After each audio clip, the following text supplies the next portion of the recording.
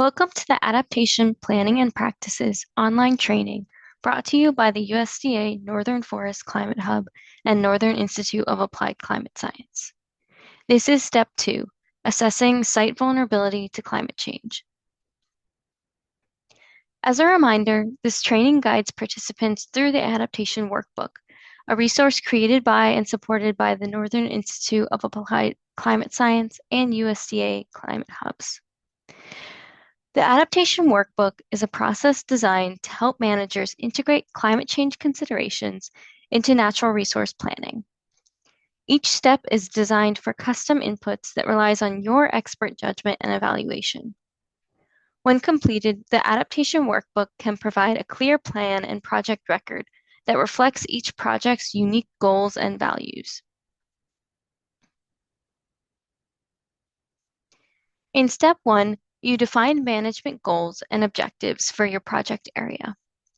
Now let's look at step 2, where you will use a variety of resources to assess regional climate change impacts and consider which potential specific impacts climate change will have on your project area.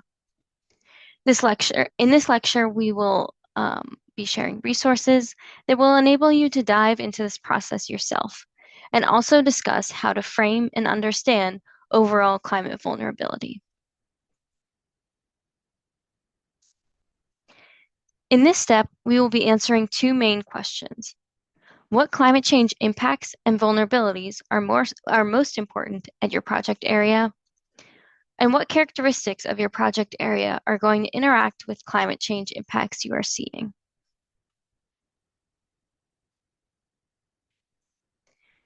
The first part of step 2 is to explore regional scale climate information. You want to cast a broad net and learn about all of the general trends and impacts that you can expect based on the region that your project area is situated within. After you've explored that, you are going to use your site-specific knowledge to think about how these broader regional trends can be expected to play out at the site level. This leap from regional climate change impacts to site-specific impacts can sometimes be a difficult one to make. So it's important to realize and comfort ourselves with the fact that there is inherently uncertainty in this process for everyone. There's really only so far that climate models can take us in terms of helping us understand local impacts. But we don't want that to be a barrier to action, so this is still a very valuable exercise, even if some informed guesses need to be made. As you consider regional impacts and vulnerabilities of your site, draw upon your experience and knowledge of this particular area to describe more specific ways that your project area or property may be affected by a changing climate. Your job in this step is to determine how these regional scale impacts will affect your project area based on the unique characteristics of your site. This is where your knowledge and expertise, and probably most importantly, your familiarity with the site come into play. For example, an area may be especially vulnerable to a shorter, milder winter season because its dominant species is threatened by some consequence of that milder climate and milder winter. In this case, if hemlock were prevalent at your site, those milder winters may pose an indirect threat by resulting in an increased risk of hemlock woolly adelgid infestation, which is a pest that typically is limited by extended freezing cold temperatures. Warmer annual temperatures is a climate impact that of course could have a number of implications for a given site. In this example, a tributary that supports a trout population could be at risk of loss of hemlock cover and warmer stream temperatures, thus potentially reducing suitable trout habitat. There is a wide variety of resources available that provide climate change information, and you can go down a rabbit hole when researching your regional climate impacts. We encourage this, but also don't want you to get overwhelmed. So we've compiled a list of a few key resources to help you with this process. There are prominent national data sets and resources that provide information at the regional level. For example, the National Climate Assessment and data sets by NOAA. You can find a link to these tools in the description below. The fifth National Climate Assessment is the preeminent source of information on the risks, impacts, and responses to climate change in the United States. Over 500 experts from across the country developed the report, and thousands of stakeholders were engaged in the process of producing its contents. The user-friendly website features an overview of chapters on broad climate trends and cross-cutting topics like water, forests, and ecosystems, as well as chapters for individual regions of the country and 1 to 2 page summaries. The NOAA Climate at a Glance tool allows you to visually explore data for select regions, states, and even cities, and compare current conditions with historical climate records. More recently, various new parameters, such as heating and cooling degree days and drought indicators, expanded regional options, and new analyses have been added to enhance and broaden the capabilities of this tool. The tool can help you understand current conditions in comparison to historical climate records, and is also more of a tool to explore data, whereas the NCA has a more narrative description and includes data on future climate projections.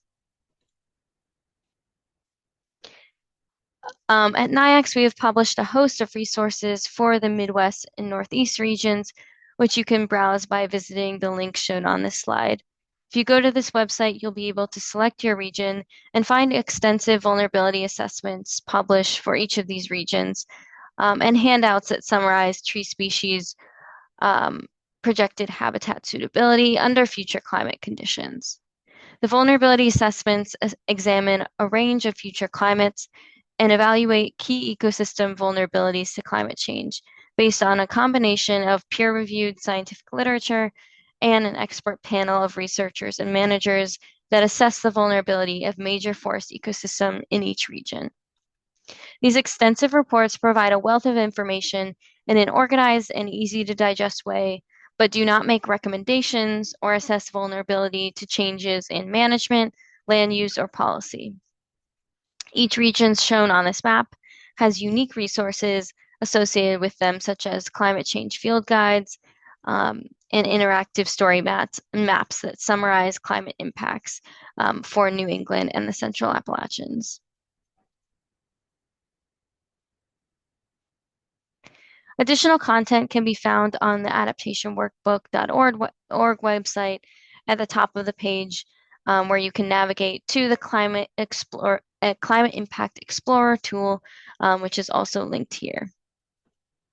With this tool, you can navigate to your region, click on it, and read a set of impact statements that provide brief summaries derived from those larger published reports, which are all cited for each impact statement. For the states you see in green, the summary statements from the Impact Explorer are actually integrated into the Adaptation Workbook, so you will be able to select and associate those different impacts with your project really easily. This is a resource that anyone can use. No account is needed, and you can select any geography in the United States.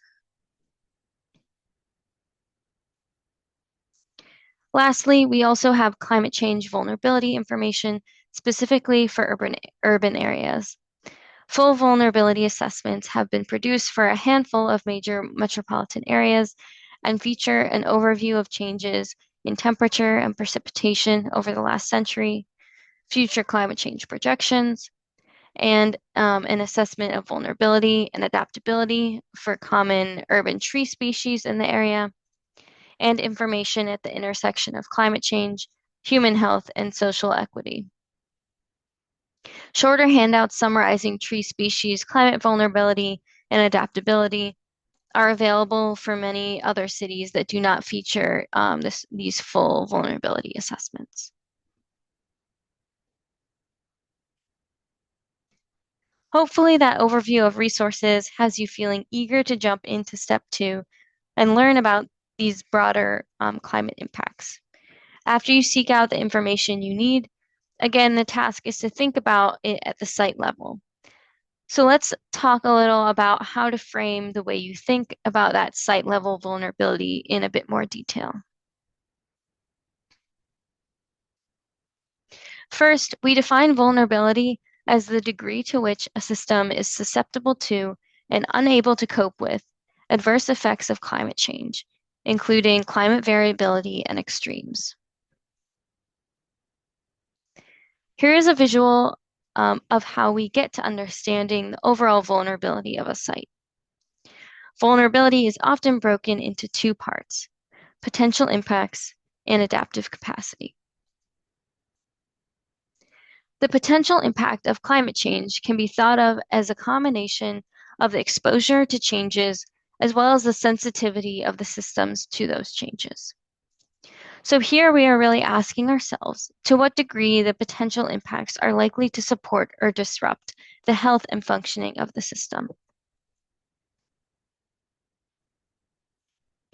When considering what your site might be exposed to, think back to the regional climate impacts that you researched. Do you anticipate extreme changes in temperature, precipitation, severe weather events, or other specific stressors? Then consider how sensitive your site may be to those particular changes. Some, but certainly not all, factors that influence how sensitive a system is to climate impacts include slope, aspect, hydrology, which dominant species are present, and the effects of past land management. This interplay of exposure and sensitivity will give you a sense of the potential impact climate change could have on your site over time. Hopefully, this thought process helps you understand how climate change impacts will play out differently across the landscape. For example, let's say two forests are both exposed to 3 degrees of warming, but one is a white spruce plantation and the other is a diverse stand of northern hardwoods. You can imagine that in most cases, the white spruce plantation would be more sensitive to that warming than the hardwood stand, given that the dominant species could be negatively affected by high summer temperatures and shorter, warmer winters. However, certain modifying factors could reduce or increase that level of sensitivity. For instance, if the spruce plantation is on a northern-facing slope, it will stay cooler and be somewhat buffered from the impacts of those warming temperatures, at least for some time. Then, along with potential impacts, we consider adaptive capacity, or how well the system can cope with those potential impacts. Here we are assuming no change in management intervention. So this would be a consideration of your project area under current conditions, which may include no management or whatever your standard management practices associated with the area are. Some factors that influence adaptive capacity are the current condition or health of the ecosystem, the level of species and structural diversity, invasive species pressure, and the landscape context and level of connectivity associated with your site. A very simple example when thinking about adaptive capacity is that a forest which contains a greater diversity of species will likely have a greater capacity to adapt to warming conditions, since that species diversity would support more adaptation response pathways. Here's where it all comes together, and we can see what kind of considerations go into potential impacts and adaptive capacity. To summarize this, there are two key components to consider here. First, the potential impact of climate change on the site, including both direct and indirect effects of changes in factors like temperature, precipitation, stressors, key species, and any other major drivers of change for your region. Then the other side of the equation, we have adaptive capacity, which is the ability of the system to cope with change. This might be bolstered or limited by factors like tree species diversity levels and other feasible pathways through which the system could respond to disturbances. This combination of impacts and adaptive capacity will be unique to every area, and that is why your familiarity and insights are essential for understanding overall ecosystem vulnerability. Finally, based on your ratings of potential impacts and adaptive capacity, you can get a rough determination of overall vulnerability for your site on this spectrum of low, moderate, and high. Depending on your project, there might be different ecosystems or management areas that you'll want to consider separately from each other in order to have a more nuanced understanding of vulnerability for those areas. So for example, these ratings are defined as high vulnerability. The potential climate change impacts are expected to exceed the ability of the ecosystem to cope with impacts. Moderate vulnerability would be the potential climate change impacts are expected to alter ecosystems, but ecosystems will be able to cope with some impacts. And low vulnerability, ecosystems are expected to readily cope with potential climate change impacts. And you can also see these definitions of vulnerability as described on the figure below.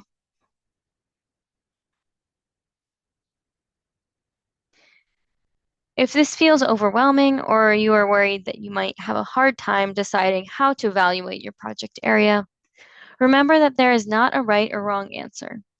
The important thing here is to complete this exercise and think about overall vulnerability to arm yourself with information that helps you get a better sense of that.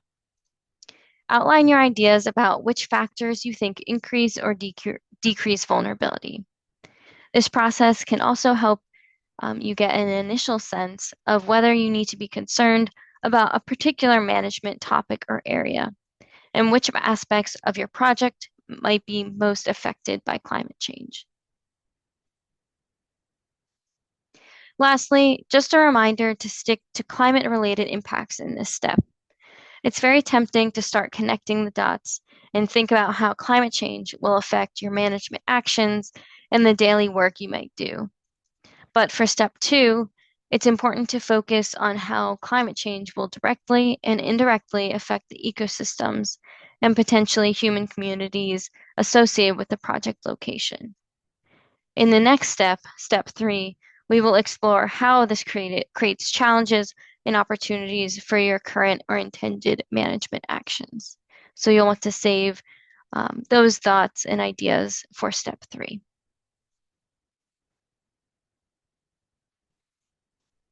And that concludes the description of step 2 of the Adaptation Workbook for the Adaptation Planning and Practices training. Please contact us for more information.